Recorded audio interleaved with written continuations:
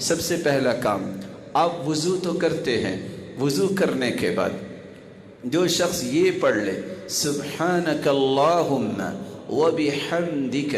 اشہد ان لا الہ الا انت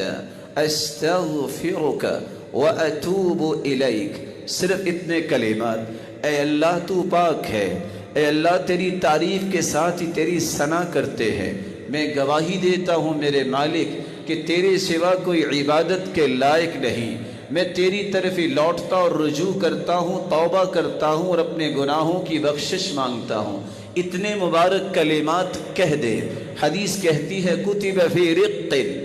ثم جعل فی طابع فلم یکسر الى یوم القیامہ، اللہ عز و جلال اس نیکی پہ مہر لگا دیتے ہیں، ایسی مہر لگاتے ہیں جو قیامت تک ٹوٹتی ہی نہیں، قیامت تک وہ نیکی محفوظ ہو جاتی ہے۔ وَمَن تُقُبِّلَ لَهُ حَسَنًا، جس کی ایک نیکی بھی قبول ہو گئی، رب تعالیٰ اسے جنت کا وارث بنا